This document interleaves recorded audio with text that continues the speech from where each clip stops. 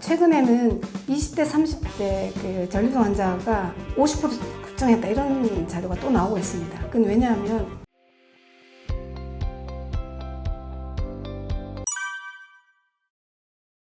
(40대부터) 전립선 환자가 급증한다라고 하는 것은 예전부터 있었던 자료인데요. 최근에는 20대, 30대 그 전립선 환자가 50% 급증했다 이런 자료가 또 나오고 있습니다. 그건 왜냐하면 나이하고 상관없이 전립선을 어떻게 관리하느냐에 따라서 사실은 이 전립선 환자가 되는 거거든요.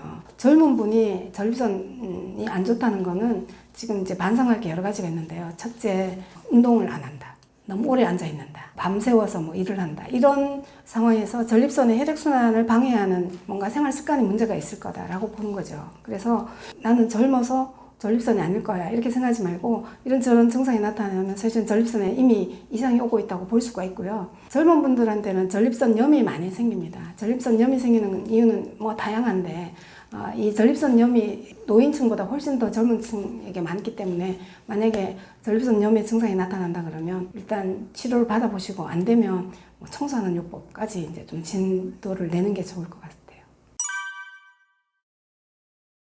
전립선 질환은 한마디로 혈액순환 장애라고 제가 말씀을 드렸잖아요. 혈액순환이 안 되는데 전제 조건이 신부 체온이 떨어지기 때문에 40세부터는 혈액순환이 잘 안 되면서 문제가 생기는 건데요. 자, 신부 체온이 떨어질 때 방어하기 위해서는 몸을 항상 따뜻하게 유지를 해야 되는데 그때 우리가 찬물을 먹거나 아니면 뭐 찬 커피를 마시거나 찬 맥주를 마시거나 이렇게 되면 몸에 들어와서 이 신부 체온을 많이 떨어뜨립니다. 그래서 혈액순환 장애가 생긴다는 게 큰 손해고요. 커피나 알코올이 결국은 몸 전신을 돌아서 어디까지 가느냐 하면 전립선하고 방광까지 도착하게 돼요. 그렇게 되면 평소에 있었던 그 전립선 증상이 훨씬 더 심해지거든요. 그래서 만약에 꼭 조심해야 되겠다라는 음식 종류를 2개를 뽑는다 그러면 저는 냉커피와 냉맥주 이 2가지는 정말 피하시면 좋겠다 이렇게 이제 권해드립니다. 전립선이 혈액순환이 잘 돼야 되잖아요. 전립선은 사실은 그 골반 안에 들어있고 이제 하복부에 위치하고 있는데 이 부분이 혈액순환이 안 되는 걸 누가 도와줄 수 있냐면은 허벅지가 도와줄 수 있어요.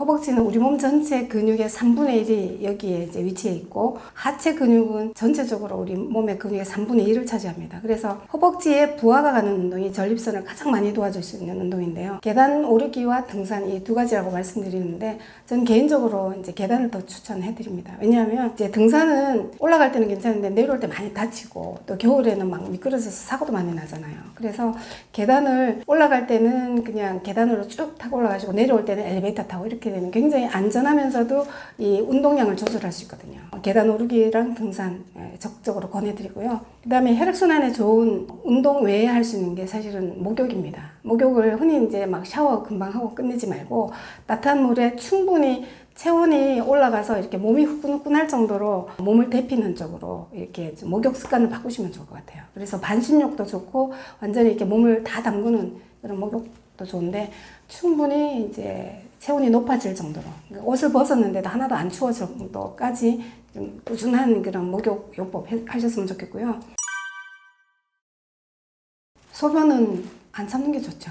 왜냐하면 소변이 소금물이다라고 이제 이해하시면 되는데 옛날에 우리가 이제 화장실이 재래식 화장실 많이 썼던 옛날에는 요강이라고 사용을 했잖아요. 그 요강에 소변을 담았다 버리고 하지만 나중에 그 엄청나게 많은 이제 때가 끼어가지고 아주 독한 냄새가 나거든요. 방광 안에 소변을 오래 담아둘 이유는 하나도 없습니다. 그리고 뇌에서 자꾸 이렇게 소변을 보라고 신호가 온다는 거는 이미 방광이 약해져 있고 예민해져 있기 때문에 소변을 보라고 하는 신호이기 때문에 그걸 참고 그냥 계속 일부러 참아서 뭐 훈련을 시킨다 그건 의미 없는 거니까 소변은 참으면 안 된다 이렇게 이제 마음 먹는 게 좋을 것 같습니다. 이제 물에 대해서 제가 조금 이제 말씀을 드려보겠는데요. 사실 그 물을 많이 먹으라고 하는 게 요즘 여러 가지 이유로 뭐 피부에 좋다 아니면 뭐 독소를 배출시킨다 물을 적게 먹으면 병이 생긴다 이렇게 이야기들 많이 하시는데 사실은 물은 갈증이 나면 드시는 걸로 충분하세요.